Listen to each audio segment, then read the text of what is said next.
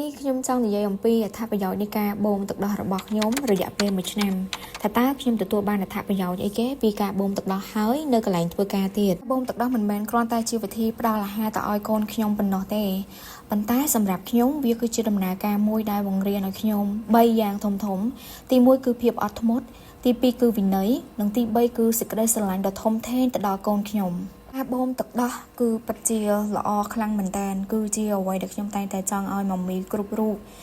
ព្យាយាមធ្វើឲ្យអស់លទ្ធភាពពិសេសសម្រាប់ម៉ាមីដែលគាត់ត្រូវចប់ maternity leave មានន័យថាក្រោយពេលបញ្ចប់សម្រាលមាតុភាពទៅគឺគាត់អាចបូមទឹកដោះចិញ្ចឹមកូននៅកន្លែងធ្វើការបានដោយមានទំនុកចិត្តអត្ថប្រយោជន៍ដែលខ្ញុំទទួលបានពីការបូមទឹកដោះនៅកន្លែងធ្វើការនោះមួយគឺពេលជាខ្ញុំត្រូវទៅធ្វើការរាល់ថ្ងៃក៏ដោយក៏ខ្ញុំនៅតែអាចផ្ដល់ទឹកដោះឲ្យកូនខ្ញុំបានដែរកូនរបស់ខ្ញុំគាត់អាចទទួលអត្ថប្រយោជន៍ពីទឹកដោះខ្ញុំដោយមានសារធាតុចិញ្ចឹមហើយនិងអង្គារផ្សេងដែលអាចជួយគ្រប់គ្រងប្រព័ន្ធភាពស៊ាំរបស់កូនខ្ញុំបានប្រយោជន៍ទី2ដែលខ្ញុំទទួលបានពីការបូមទឹកដោះនៅកន្លែងធ្វើការគឺ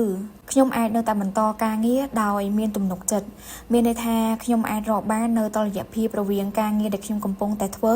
ហើយខ្ញុំក៏អាចបំពេញតួនាទីជាម្ដាយដោយមិនចាំបាច់បោះបង់ការបំរើដោះកូនឡើយថាប្រយោជន៍ទី3ដែលខ្ញុំទទួលបានពីការបូមទឹកដោះនៅកន្លែងធ្វើការគឺគ្រួសារខ្ញុំក៏អាចជួយបំរើកូនបានដែរដោយខ្ញុំគ្រាន់តែបូមទឹកដោះទុកគាត់អាចយកទឹកដោះនោះយកទៅឲ្យកូន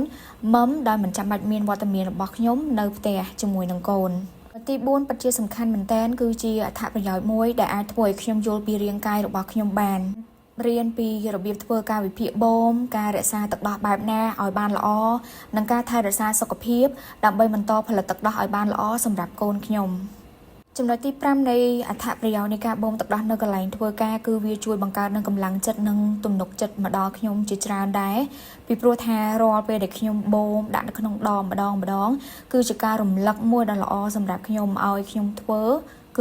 ដើម្បីកូនខ្ញុំមិនមែនជាការប្រគល់ប្រជែងជាមួយអ្នកណាទេប៉ុន្តែវាគឺជាជំហានតូចមួយដែលមានន័យខ្លាំងណាស់សម្រាប់កូនហើយនិងគ្រួសាររបស់ខ្ញុំថាប្រយោជន៍ទី6គឺជំរុញឲ្យខ្ញុំចែករំលែកនៅបទពិសោធន៍គឺចាំបាច់ខ្ញុំត្រូវតែធ្វើវីដេអូចែករំលែកបទពិសោធន៍នៃការបូមទឹកដោះនៅកន្លែងធ្វើការជូនទៅដល់អ្នកម្ដាយចំនួនក្រោយ